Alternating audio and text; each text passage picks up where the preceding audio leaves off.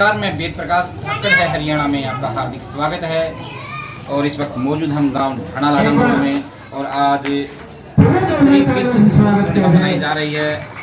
बहुत कम लोग जानते हैं कि आज त्रिविध पूर्णिमा है, बल्कि लोग सिर्फ बुद्ध जयंती मानते हैं। आज क्या कहना चाहिए?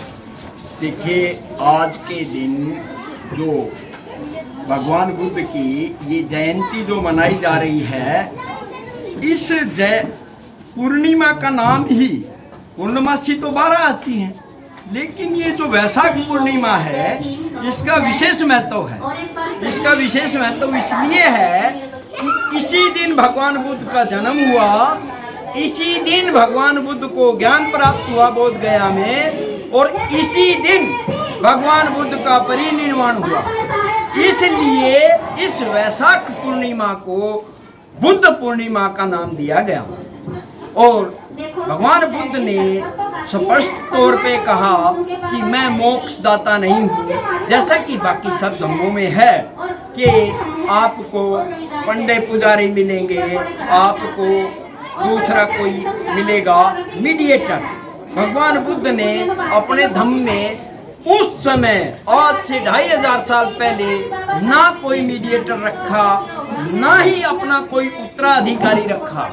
भगवान बुद्ध से जब उनके प्रिय शिष्य या उनके भाई आनंद ने जब कहा कि भगवान आपके बाद धम्म का कारवां रुक जाएगा, तो भगवान ने कहा नहीं, धम्म का कार्य नहीं रुकेगा। आज से आगे जो संघ है सभी प्रबुद्ध व्यक्तियों का, जिनको धम्म का ज्ञान हो गया, क्योंकि उस समय लिखित में कोई धम्म नहीं था, सिर्फ एक दूसरे से अक्षर टू अक्षर धम्म को सिखाया जाता था। तो जो धम्म को सिखाया जाता था, वो जो जिन लोगों को धम्म याद था, क्योंकि आपको पता होना चाहिए कि भगवान बुद्ध के 1000 साल बाद धम्म को लिखा गया है।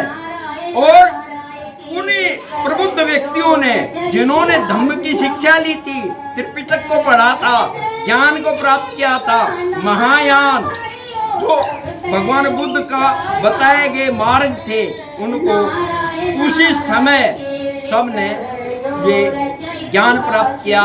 उसके बाद चाइना में सबसे पहले लिखित में बुद्ध धम्म की पुस्तकें छपी।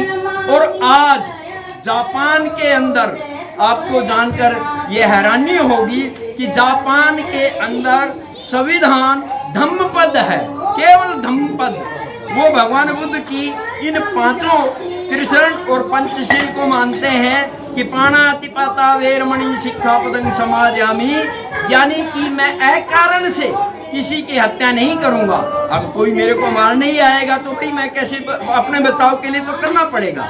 दूसरी जो शिक्षा है पंचशील की, वो है अदिन्ना दाना वेरमणि सिक्खापदं समादयामि, यानी बिना दिए हुए किसी के वस्तु को हाथ नहीं लगाऊंगा। मैं किसी का बिना दिए हुए कुछ नहीं लूंगा। अगर कोई देगा, मर्जी से, खुशी से देगा तो ही लूंगा। तीसरी जो शिक्षा है भगवान बुद्ध की, वो है कामेषु मिच्छाचारा वेरमणि सिक्खापदं समादयामि, यानी कि मैं व्यभिचार नहीं करूंगा, सिर्फ अपनी स्त्री के साथ ही स्त्री वाले संबंध रखूंगा।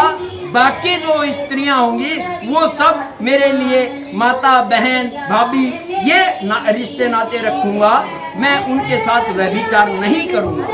जो चौथी शिक्षा है वो है कि मूसावादा वेरमणि सिक्खापदं समादयामि।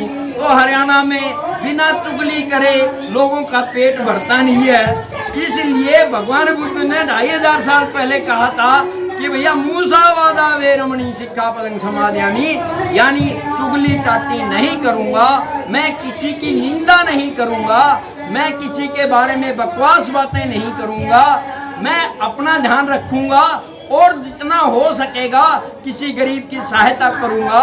और 5वीं और अंतिम शिक्षा जो भगवान बुद्ध ने दी है बहुत ही इम्पोर्टेंट है कि सूरा मर्या मज्जापमाद ठाना वेरमणि सिक्खापदं समादयामि, यानी कि मैं कच्ची पक्की शराब नशा पता कुछ भी नहीं करूंगा, प्रमाद ठाना वेरमणि ये पद छूट जाता है।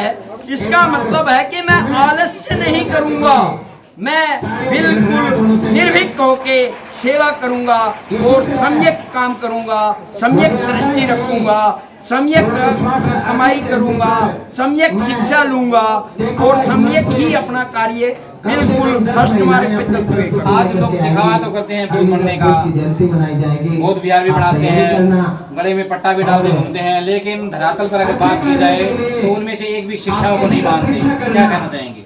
देखिए, अगर हम बुद्ध धम्म को मानते हैं और विशेषकर जिसने बुद्ध धम्म को भारतवर्ष में दोबारा से जिंदा किया, बाबा साहब की शिक्षाओं को मानते हैं। यदि हम बाबा साहब की शिक्षाओं को मानते हैं तो बाबा साहब ने कहा था कि भाई जिस धम्म में हम जी रहे हैं वो एक अंधा कुआं है, उसके अंदर वर्ण व्यवस्था है, उसके अंदर मानव समान नहीं है। उस धम्म के अनुसार हमें पानी पीने तक का अधिकार नहीं था, पढ़ने तक का अधिकार नहीं था। तो बाबा साहब ने दुनिया के सारे धम्मों को पढ़ के सबकी शिक्षा लेके तब इस रास्ते को अपनाया था। तो हम जय भीम तो करते हैं, लेकिन बाबा साहब की शिक्षा हमें माननी चाहिए। यदि हम बाबा साहब की शिक्षा मानेंगे तो निश्चित रूप से हम जिंदगी में बहुत बहुत धन्यवाद।